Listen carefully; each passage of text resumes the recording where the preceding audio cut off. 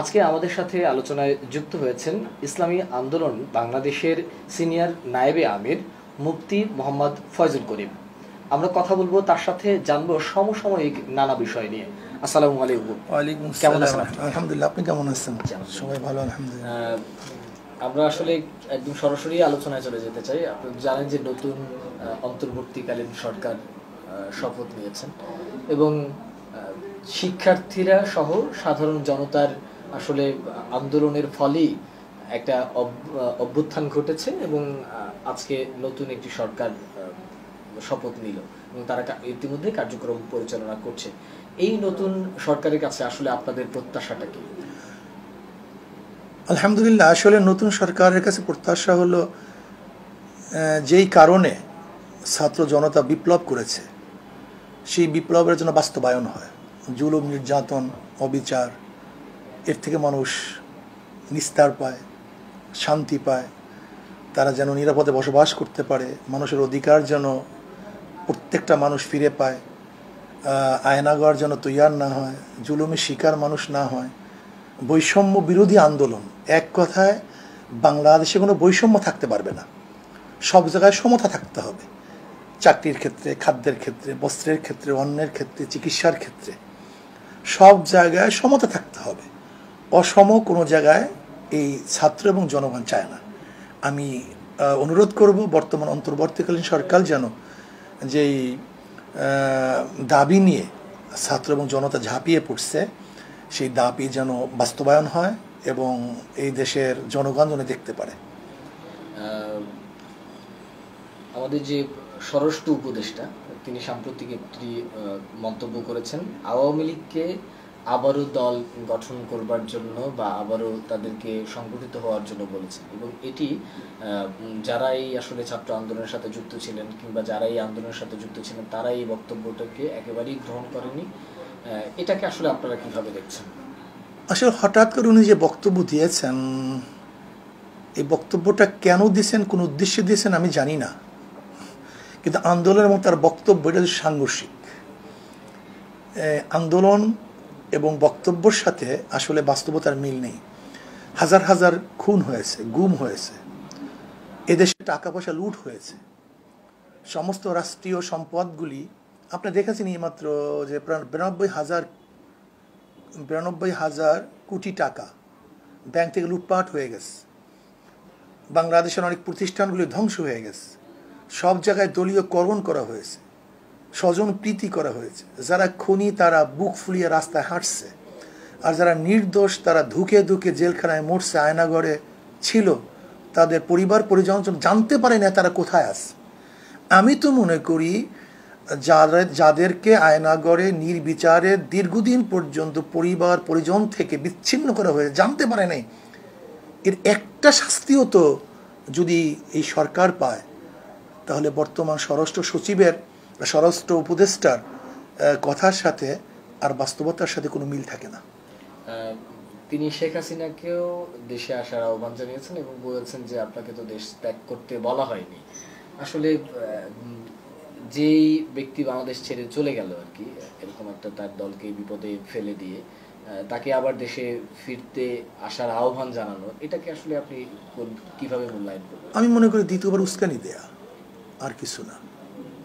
আবারও দ্বিতীয়বার এদেশে একটা যুদ্ধক্ষেত্র তৈরি করার পরিবেশ সৃষ্টি করতেছে কিনা আমি জানি না। আপনারা সাবেক যে সরকার আর কি, সেই সরকারের অধীনে কোনো ধরনের নির্বাচনী অংশ নেননি এবং সব ধরনের নির্বাচনগুলোই আপনারা বয়কট করে আসছিলেন এবং রাজপথে ছিলেন। আপনারা কি মনে করছেন যে এই সরকারের অধীনে কত দ্রুত আসলে একটি গণতান্ত্রিক নির্বাচন হওয়া সম্ভব? আসলে আপনার প্রশ্ন হচ্ছে সংশোধনী সব ধরনের নির্বাচন নয়, জাতীয় নির্বাচন আমরা অংশগ্রহণ করিনি, জাতীয় নির্বাচনে। তবে বাংলাদেশের মানুষ সুস্থ, নিরপেক্ষ এক গ্রহণযোগ্য নির্বাচন চায়। আমি অনেক আগের থেকেই বক্তব্য দিয়েছিলাম, হয়তোবা আপনাদের দৃষ্টিগোচর হয়েছে, যে পাকিস্তানিরাও ডেভেলপের অনেক কথা বলছে কিন্তু তারা ভোটের মূল্যায়ন করতে পারে নাই।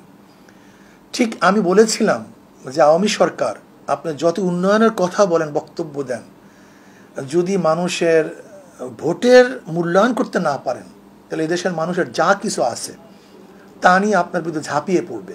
এই বক্তব্য কিন্তু আমাদের অনেক আগের থেকেই ছিল। কাজী যেহেতু সে নির্বাচনকে গুরুত্ব দিতে পারে নাই, ভোটের মূল্যায়ন করতে পারে নাই, জোর দখলভাবে সে ক্ষমতা গ্রহণ করেছে, এর জন্য মানুষ আগের থেকে ক্ষিপ্ত হয়ে গেছে। কাজে অন্তর্বর্তীকালীন সরকারকে অবশ্যই বলবো ভোটের পরিবেশ সৃষ্টি করে গ্রহণযোগ্য নিরপেক্ষ নির্বাচন দেওয়ার জন্য। তাহলে বাংলাদেশের মানুষ সুস্থ থাকবে, শান্তিতে বসবাস করতে পারবে। বরিশালে আপনি নির্বাচনে অংশগ্রহণ করেছিলেন, সেই নির্বাচনে আপনার উপরে হামলাও হয়েছিল।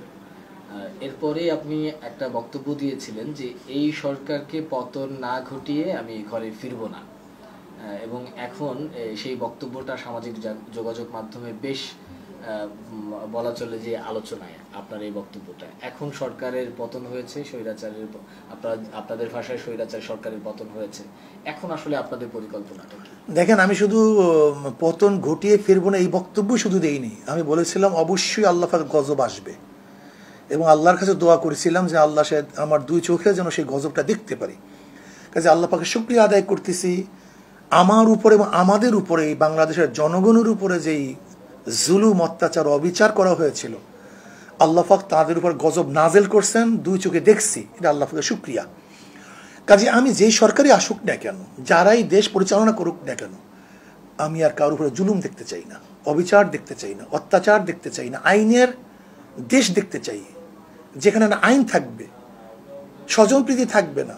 এখন দেখেন, ম্যাজিস্ট্রেট কোর্ট থেকে সুপ্রিম কোর্ট পর্যন্ত সম্পূর্ণ দলীয়করণ, সে নিরপেক্ষতা বলতে কিচ্ছু নেই। সরকার বলছে যে কোঠা থাকবে না, নাই, আছে আছে। তাহলে দেখা গেল সরকার আগে কিভাবে বলতে পারলো যে সুপ্রিম কোর্ট অবশ্যই তোমাদের এমন রায় দিবে যারা তোমরা পছন্দ করবা, সে জানলো কিভাবে?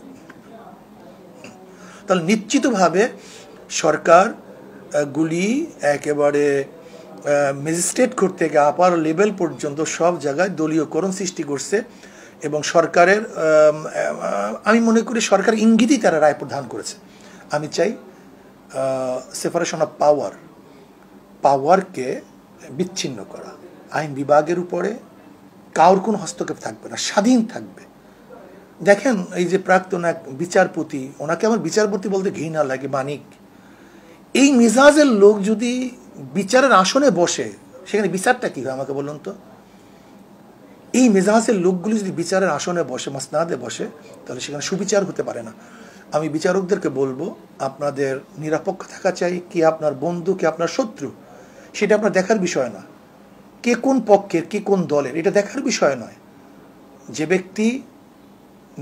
ব্যক্তি অন্যায়কারী, তার বিরুদ্ধে আপনার রায় যাওয়া দরকার, আর যে ব্যক্তি অন্যায়কারী নয়, তার পক্ষে আপনার রায় থাকা দরকার। এইটা আমার বিচারকদের প্রতি অনুরোধ থাকবে।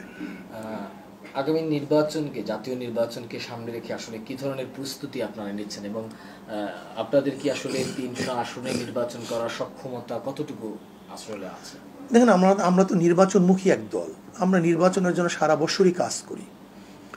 300 আসনে তো এর আগেও আমরা প্রার্থী দিয়েছিলাম, 300 আসনেই আমরা প্রার্থী দিয়েছিলাম, কিন্তু সক্ষমতা আছে কিনা সেটা দেখেছেন। বাকি ব্যাপারটা হলো, এদেশের মানুষ দুই ভাগে বিভক্ত হয়ে গেছে অলরেডি আগের থেকে। আমরা চাইতেছি যে দলীয় ভাগে বিভক্ত না হয়ে আদর্শ দিকে বিভক্ত হওয়া দরকার। আমাদের বহু সমস্যা হলো, দল যদি খারাপ করে তাহলে সেটা আমরা গ্রহণ করি, দল ভালো করলেও গ্রহণ করি, খারাপ করলেও গ্রহণ করি। আসলে এটা বিবেকবান মানুষের এইটা লালন করা ঠিক না। বরং আমি একজন বিবেকবান হিসাবে আমার উচিত ছিল, যদি দল ভালো করে তাহলে ভালোর পক্ষে থাকবো, যদি খারাপ করে তাহলে আমি খারাপের বিপক্ষে চলে যাব। এই জন্য আমি বলবো, দেশের জনগণকে দলকানা না হয়ে আমরা নিজেদেরকে, এই দেশকে, এই জাতিকে বাঁচাবার জন্য সৎ এবং সুন্দর এক আদর্শের প্রতি আগ্রহশীল হই, সেইটাকে নির্বাচন করি। আমি মনে করি ইসলামী আদর্শ ব্যতীত এদেশ কোনোদিন শান্তি থাকবে না, শান্তি আসতে পারে না। এই জন্য বাংলাদেশের 92% মুসলমানদেরকে বলবো, আসুন ইসলামের সুশীল ছায়াতলে আপনারা আসুন। ইসলামী নীতি আদর্শ বাস্তবায়ন হলেই মুসলমান, হিন্দু, খ্রিস্টান, বৌদ্ধ, যে যত ধরনের মানুষ আছে না, সবাই শান্তিতে বসবাস করতে পারবে। যখন এটা বললেন, আমাদের অনেক দর্শক আমাদেরকে এই বিষয়টা জানতে চেয়েছে যে আপনারা আসলে ইসলামিক দলগুলো সবাই মিলে একটা ঐক্যে যাবেন কিনা, এরকম কোনো পরিকল্পনা না, এটা তো আপনাদের আমাদের আছে? আছে, আমরা তো আগেই বলছি ইসলামিক আমাদের সমমনা দলগুলিকে নিয়ে তো ঐক্য করার চেষ্টা আমরা করতেছি, অভ্যুত আছে, এবং আমাদের চেষ্টা থাকবে যে ইসলামিক দলগুলি ঐক্যবদ্ধভাবে আমরা নির্বাচনে অংশগ্রহণ করি। জামাতের সাথে আপনাদের একটা সময়ে বৈরী সম্পর্ক ছিল, আমরা দেখছি যে এখন আপনাদের সাথে কিছুটা হলেও সেই বৈরী সম্পর্কটা কিছুটা শিথিল হচ্ছে, সেটা আমরা বিভিন্নভাবে দেখতে পাচ্ছি। তা আপনারা কি আসলে এই ঐক্যের সাথে জামাতকেও সম্পৃক্ত করবেন কিনা? আসলে দেখেন, জামাতের সাথে ইসলামী আন্দোলন বাংলাদেশের বৈরিতা কখনোই ছিল না, এবং ইসলামী আন্দোলন বাংলাদেশ কোনো রাজনৈতিক দলকে ব্যক্তিগতভাবে তাদের দলীয় থেকে বৈরিতা শিকারের মাসনাদে বসায় না। ইসলামী আন্দোলন বাংলাদেশ নিহিত আদর্শের এক সংগঠন।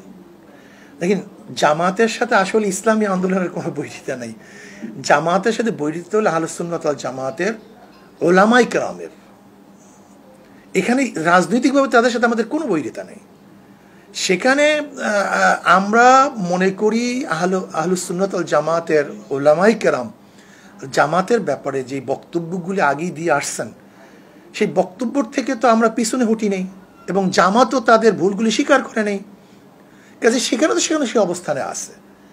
কিন্তু রাজনৈতিক ব্যাপার হলো, যেরকম এই গণ আন্দোলনে আমরা যুগপৎ আন্দোলনের মধ্যে সবাই ছিলাম, আর ইসলামী আন্দোলন বাংলাদেশ তো আলহামদুলিল্লাহ এই শেখ হাসিনার, স্বৈরাচারী শেখ হাসিনার পতনের ব্যাপারে যে ভূমিকা রেখেছে, অন্য কোনো রাজনৈতিক দল বাস্তবে এরকম ভূমিকা রাখতে পারে নাই।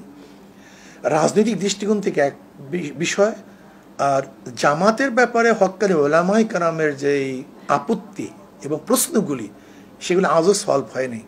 আর আমি জামাতের ভাইদেরকে বলবো যে আসুন আহলুস সুন্নাত ওয়াল জামাতের ওলামায়ে কেরামের সাথে একটা বৈঠক করে আমাদের মধ্যে যতটুকু মতনৈক্য আছে সেই মতনৈক্যগুলি সেরে ফেলি।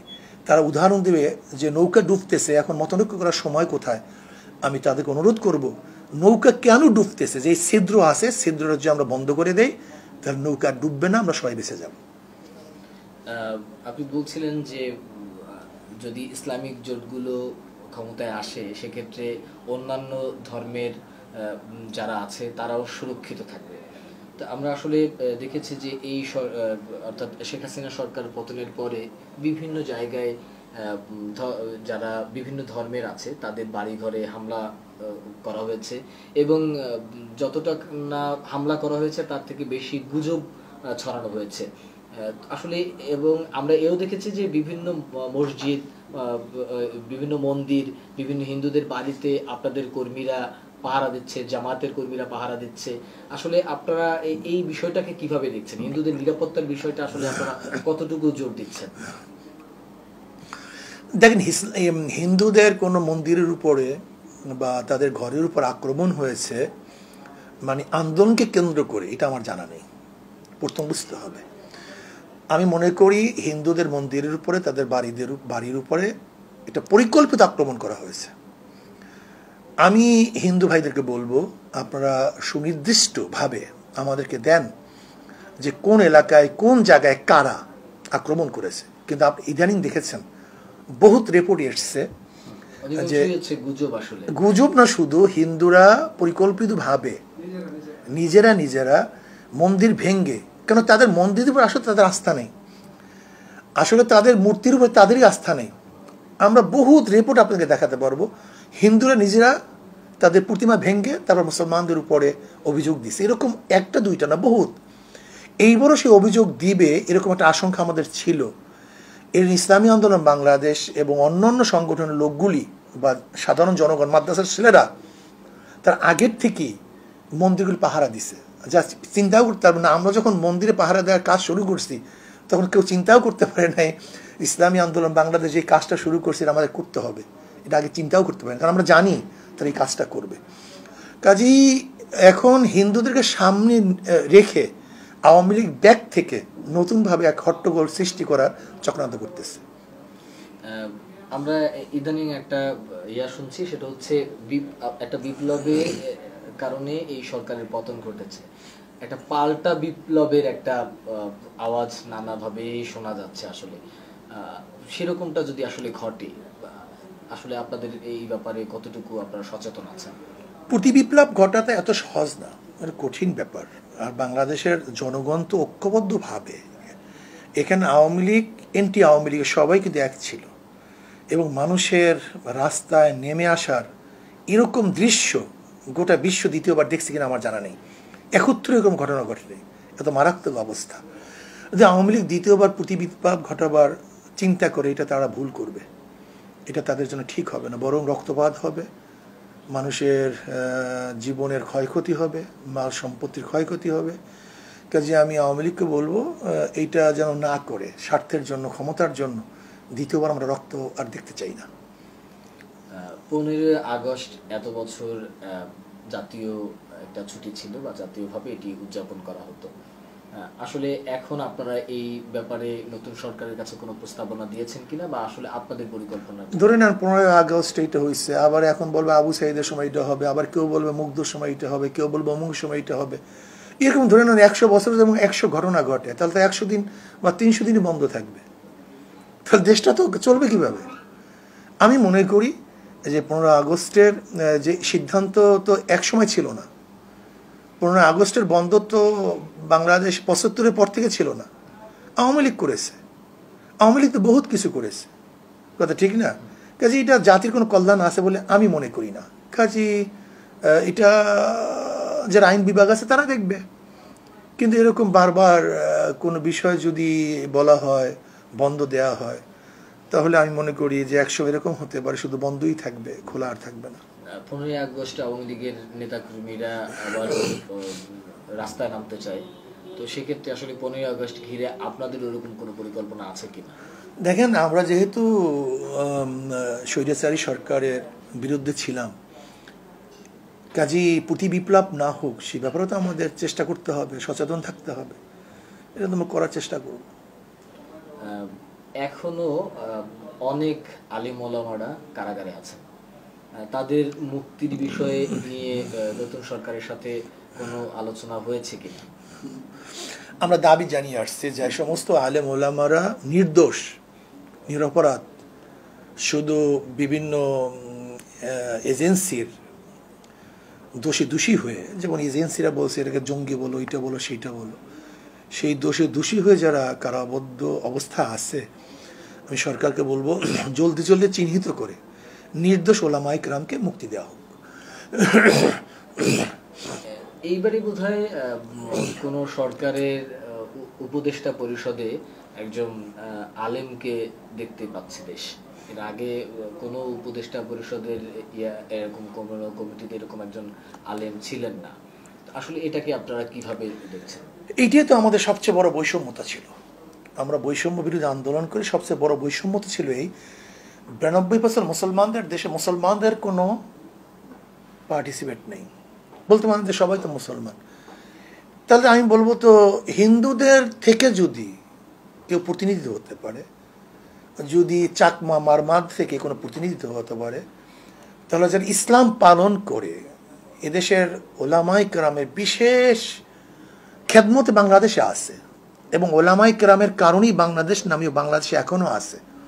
যদি ওলামাই কেরাম ইসলামের প্রতি উদ্বুদ্ধ না করতেন, দাওয়াত না দিতেন, তাহলে এদেশের তো মানুষ আর মুসলমান থাকতো না, সবাই তো নাস্তিক হয়ে যেত। এই দেশের ভূখণ্ড আমরা রক্ষা করতে পারতাম না, এপার বাংলা ওপার বাংলা এক হয়ে যেত। কাজে যে ওলামাই কেরামের সবচেয়ে বেশি খেদমত দ্বীনের প্রতি এবং দেশের জন্য, সে ওলামাই কেরামের প্রতিনিধি এতদিন ছিল না, এটা অন্যায় ছিল। এখন যেহেতু একজন প্রতিনিধি আছে, আমি মনে করি প্রতিনিধি আরও বাড়ানো দরকার।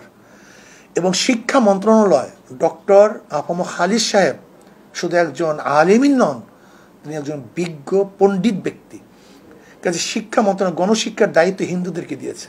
এদেশে 92% মুসলমানদের দেশের গণশিক্ষার দায়িত্ব, এটা কি হিন্দুদের কাছে দেওয়া উচিত কিনা? বলবেন হিন্দু বলতেছেন কেন? আমি বলছি আগেই সে তো হিন্দু প্রতিনিধি, সে তো নির্বাচিত হয় না, সে তো হিন্দুদের থেকে প্রতিনিধি হয়েছে। যদি জনগণের ভোটে নির্বাচিত হয়েছে তাহলে আমি বলতাম সে প্রতিনিধি, কিন্তু এখন আমি তাকে বলবো হিন্দু প্রতিনিধি। না, সেক্ষেত্রে তো তারাও বলতে পারে যে ধর্ম তো বাংলাদেশে অন্যান্য আরো ধর্ম আছে, তাহলে ধর্ম মন্ত্রণালয় তো একজন মুসলমানকে বা আলেমকে দেওয়া হচ্ছে, তাহলে তো তারাও তো সেই জায়গা থেকে নিজেদেরকে। একটা হলো শিক্ষা, আর ধর্ম। শিক্ষা আর ধর্মের মধ্যে হাজারো ডিফারেন্স আছে। শিক্ষা হলো বেসিক। আমি কার কাছে বেসিক দেখেন, আমি কথা বললাম কেন, এই কারণটা কি দেখেন, বিগত দিনে শিক্ষা ব্যবস্থার মধ্যে কি ঘটনা হয়েছে। সেখানে মুসলমানদের বইয়ের মধ্যে, মুসলমান ইসলাম শিক্ষার মধ্যে হিন্দুদের দেবদেবী ঢুকিয়ে দেওয়া হয়েছে। এটা কারণটা কি? বেশিরভাগই আপনাদের এই পাঠ্যপুস্তক নিয়েই বেশিরভাগ সময় আপনাদেরকে রাস্তায় থাকতে হয়েছে। এর কারণটা আমি এই কথা বললাম অনেক দুঃখের সাথে, যেটা পরিকল্পিতভাবে ভারত পরিকল্পিতভাবে এদেশের ইসলাম মুসলমানদেরকে একেবারে ধ্বংস করার চক্রান্ত শিক্ষা লেভেল থেকে শুরু করছে। তাহলে এতদিন তো ধরেন আপনারা বলছিলেন যে ভারতের একটা সরকার ছিল, কিন্তু এবারের যে সরকার সেটা তো আপনাদের সবার সরকার, গণমানুষের সরকার। তাহলে এবারে আসলে শিক্ষা মন্ত্রণালয়টা আপনারা সেরকম ভাবে প্রস্তাব করতে কেন পারলেন না? দেখেন, বর্তমানে যে সমস্ত অন্তর্বর্তীকালীন সরকার যারা গঠন করছে, আমি একজন, বা আমাদের ইসলামী আন্দোলন বাংলাদেশ যেই রোল প্লে করছিল আন্দোলনে, সেইভাবে কিন্তু তারা আমাদেরকে গুরুত্ব দেয়নি। ইসলামী আন্দোলন বাংলাদেশ প্রথম থেকে যেইভাবে এই সরকার, স্বৈরাচারী সরকারকে হটাবার চেষ্টা সাধনা আন্দোলনে সম্পৃক্ত ছিল, কিন্তু তারা আমাকে জিজ্ঞাসা করে না, আমাদের কাছে জিজ্ঞাসা করে নাই। যদি আমাদের সাথে পরামর্শ করতো তাহলে তো আমরা পরামর্শ দিতাম। যে বাংলাদেশে 92% মুসলমান বাংলাদেশের জনগণের চিন্তা এবং ভাবনার বাহিরে গিয়ে কেউ কিছু করতে পারবে না। আমরা পরামর্শ যদি নিত তাহলে দিতাম, কিন্তু তারা আমার এই বিষয়ে পরামর্শ চায়নি। দেশবাসীর উদ্দেশ্যে আসলে আপনাদের এখন বার্তা? আমি দেশবাসীকে শুধু বলবো, আমরা শান্তি চাই, মুক্তি চাই, সাম্য, মানবিক মর্যাদা, সামাজিক ন্যায় বিচার আমরা প্রতিষ্ঠিত করতে চাই। আমরা মারামারি চাই না, খুনাখুনি চাই না, ধ্বংস চাই না, অগ্নিসংযোগ চাই না, জুলুম অত্যাচার চাই না, জাগা দখল, চাঁদাবাজি এগুলি আমরা চাই না। প্রত্যেকটা মানুষ যেন শান্তিতে বসবাস করতে পারে, প্রত্যেকের অধিকার নিয়ে বসবাস করতে পারে, প্রত্যেকটা মানুষের আশরাফুল মাখলুকাত তাদের মর্যাদা অনুযায়ী চলতে পারে। এর জন্য আসুন আমরা কাঁধে কাঁধ মিলিয়ে এই দেশটাকে গড়ি, এই দেশটাকে সামনে অগ্রসর করার জন্য চেষ্টা করি। আমরা মারামারি কাটাকাটির থেকে এবং জুলুম অত্যাচার থেকে এবং মানুষেরকে হত্যা এবং খুন খারাপের থেকে নিজের হাতকে গুটিয়ে নিই, বড় মাজলুম মানুষের পাশে আমরা সবাই দাঁড়াই। এইটি আমার দেশবাসীর প্রতি অনুরোধ থাকবে।